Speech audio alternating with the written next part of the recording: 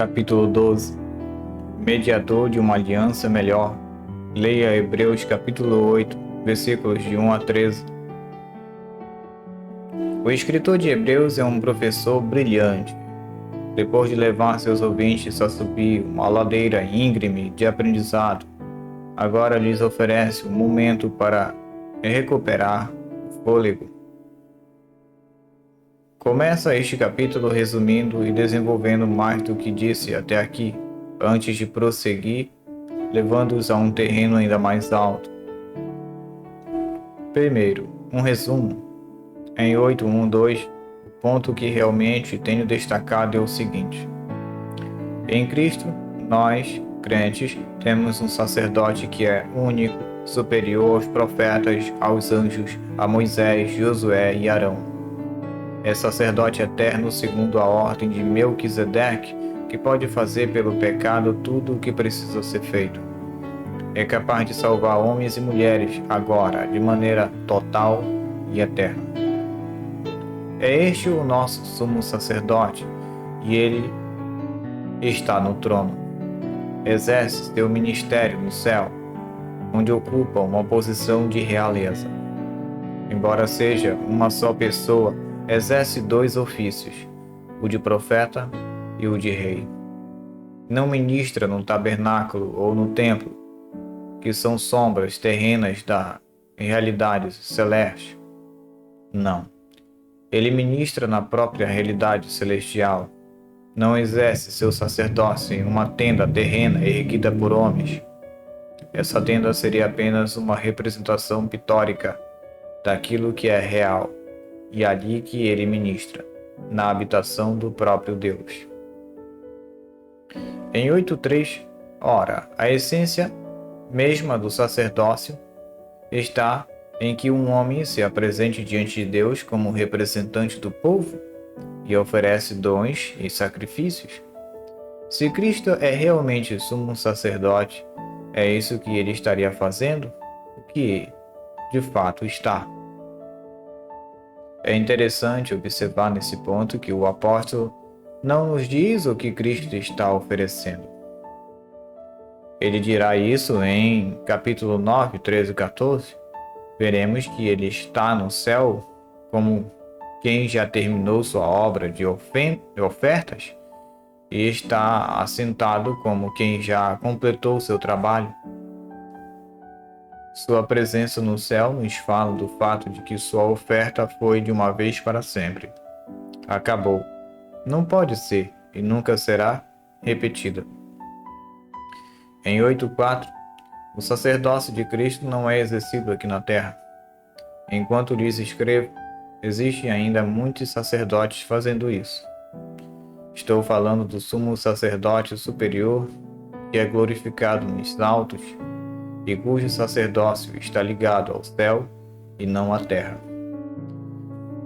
Se eu me referisse ao sacerdócio terreno, Cristo não o realizaria, pois tais sacerdotes teriam de permanecer à descendência de Arão, com a qual Cristo não tinha ligação.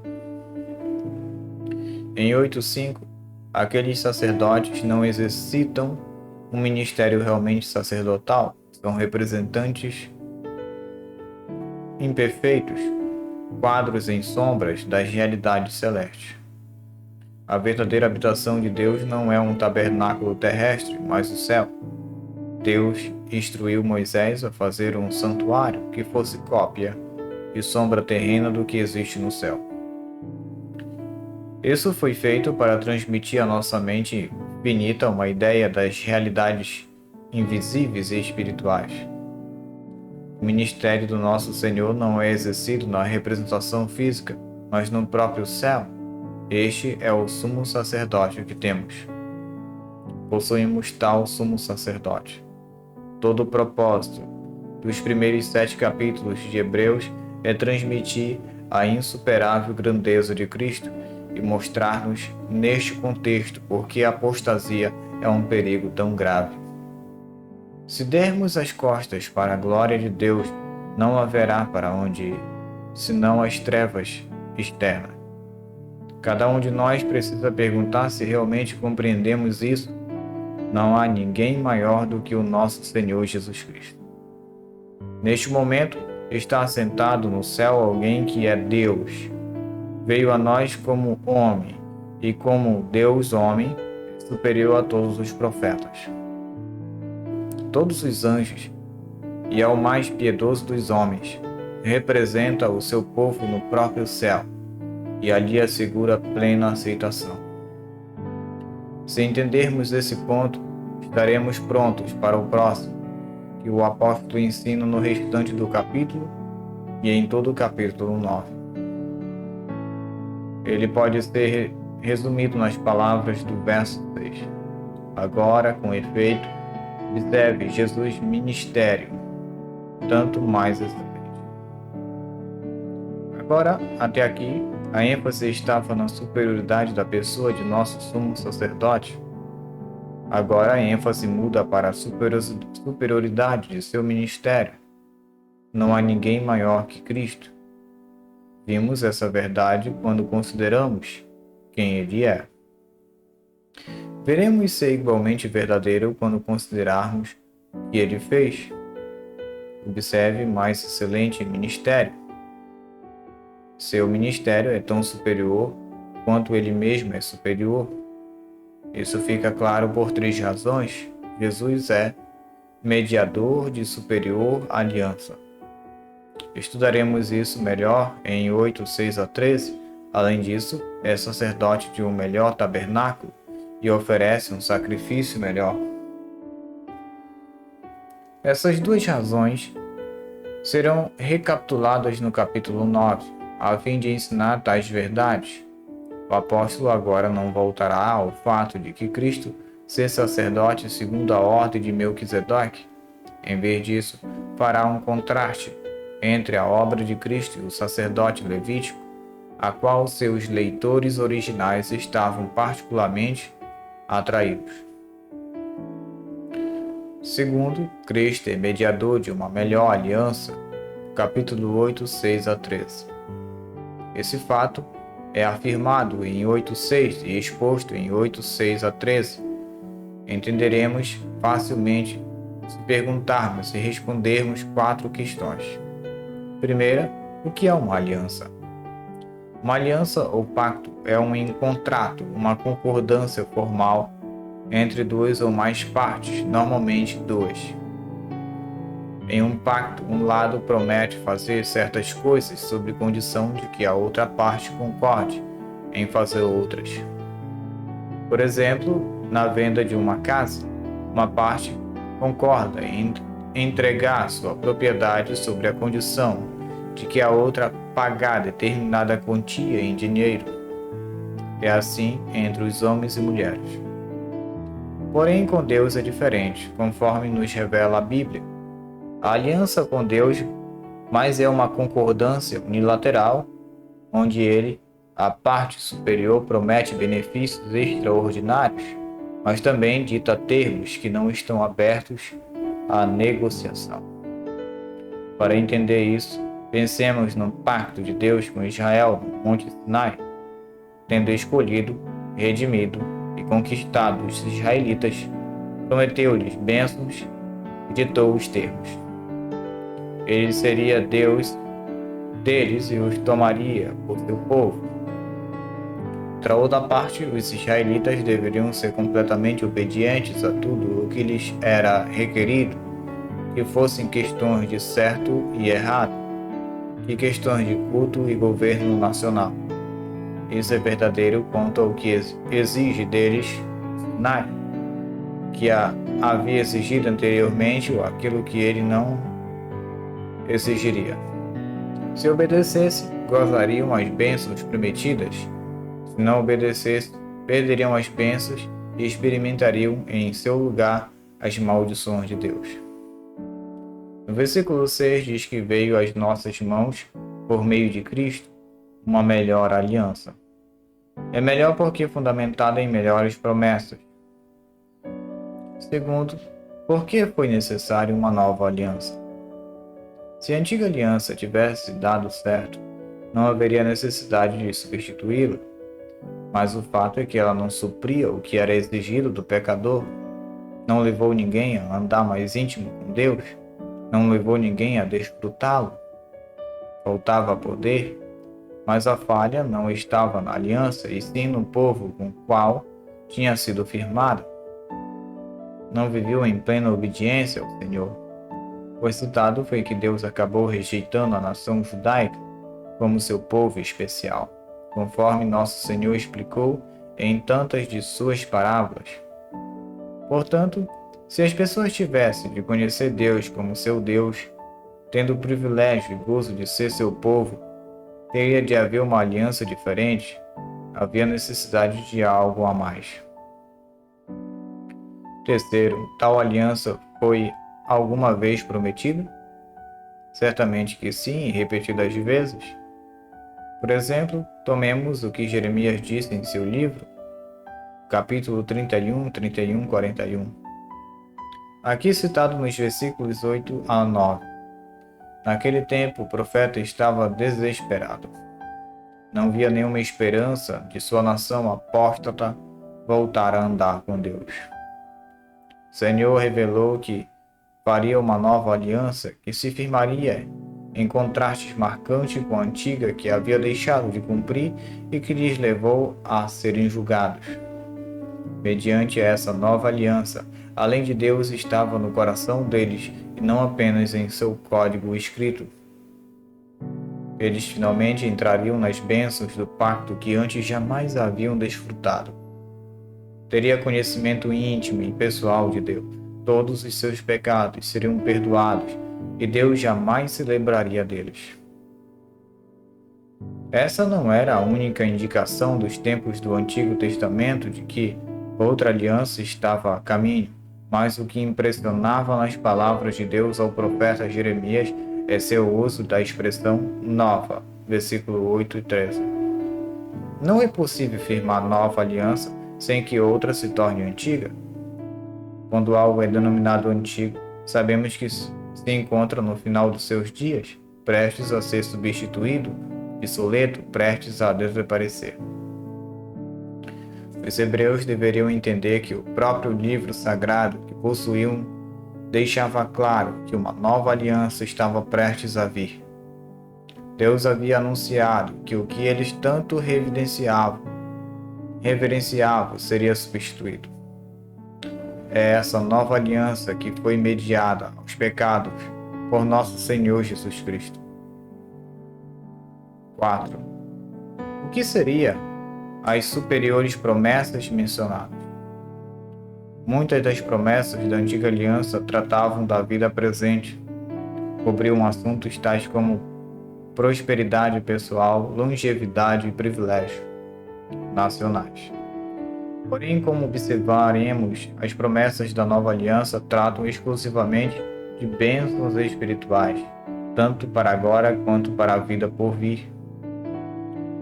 Na antiga aliança, Deus disse, com efeito, se vocês, então eu, as bênçãos pactuais estavam condicionadas à obediência humana. Na nova aliança, Deus fala, eu quero fazer.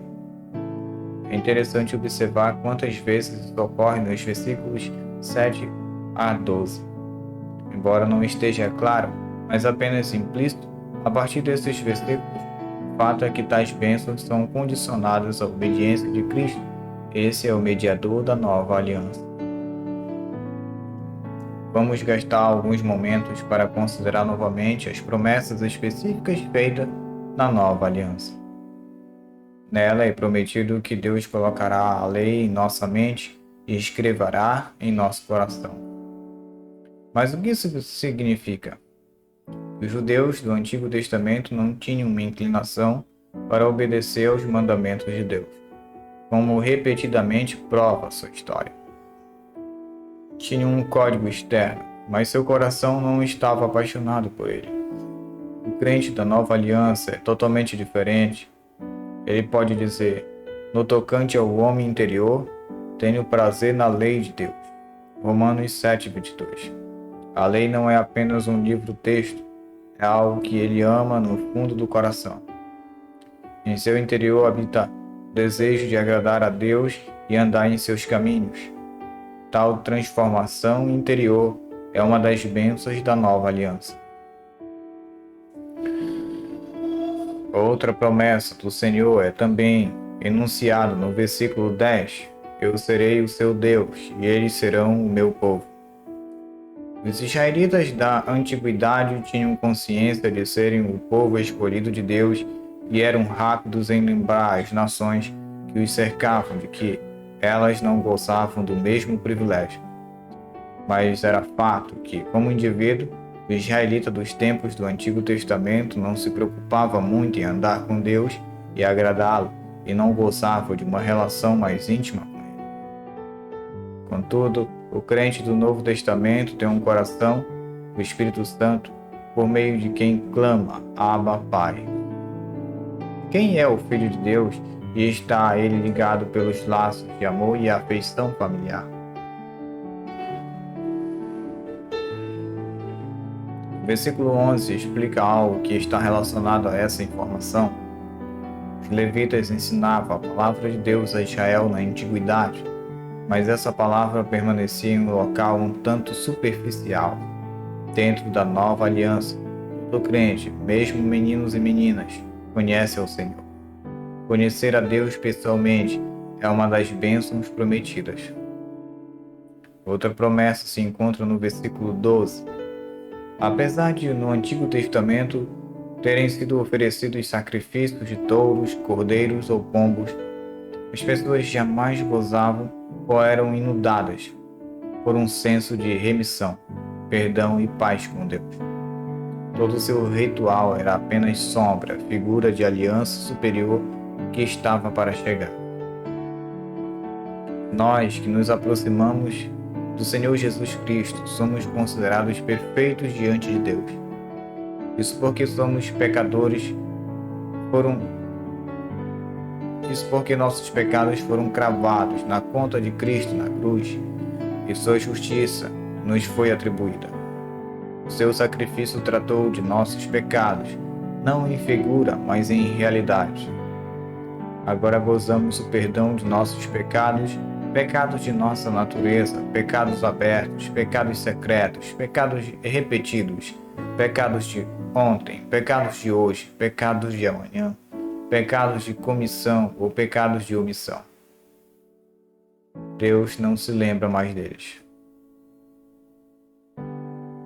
Juntando tudo isso, podemos afirmar que a nova aliança nos promete um coração transbordando e obediente, o privilégio de pertencer ao Senhor intimamente com Ele e perdão total e perpétuo.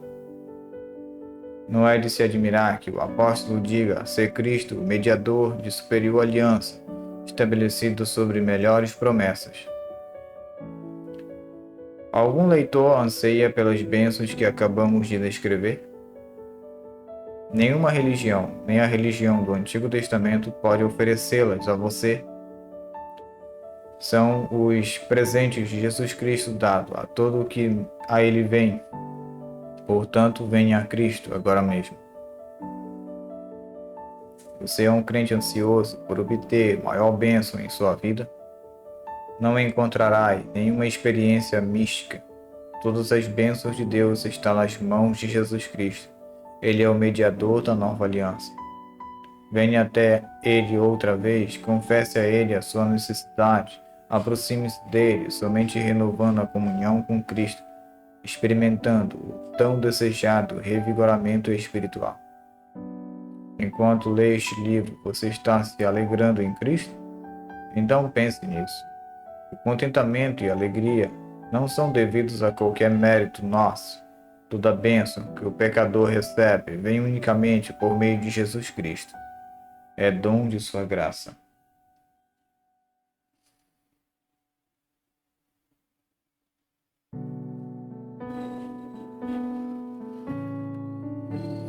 É hora de todos nós agradecermos por aquilo que Ele tem feito e o que fez por quem Ele é. Considere a Jesus, pense nele, encha sua mente com pensamentos sobre Ele. Deixe de pensar em si mesmo e fixe os olhos em Cristo, autor e consumador da fé. Quem age assim não precisa temer a apostasia, pois seu coração clamará algo como: Desde que meus olhos se fixaram em Jesus, perdi de vista tudo mais. Tão presa em meu espírito a visão de olhar para o crucificado. Senhor, para quem iremos? Tu tens a palavra da vida eterna. João 6,68.